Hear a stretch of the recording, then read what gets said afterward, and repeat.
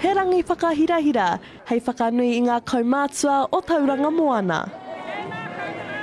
Today's about getting our kaumātua together and just having a day for them really to celebrate them. We have a lot of kaupapa going on around this time at the moment, and we just kind of wanted something that we could do for them, and this was the day that we came up with. He rangi pā reka, hei whakakorikori, o tira hei whakahikohiko, i ngā ringa raupā o te iwi.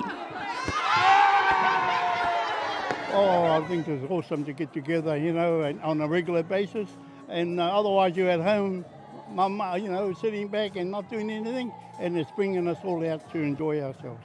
He rawa ki te puta, ki te tūtaki i ētahi atu o ngā kaumātua, huri noa i te moana.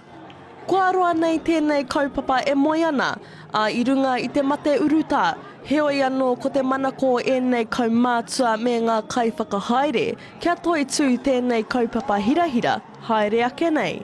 Post-COVID, a lot of our kuia and karaua have been in isolation, and they've been in self-isolation themselves. They're not encouraging social activity.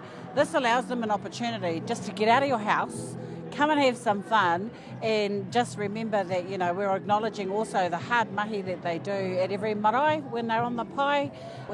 Tauranga Moana have had quite a few tangi in the last 18 months, even in the last couple of weeks. So this is also a reminder that they need to feel like they're deserving of something as special as today.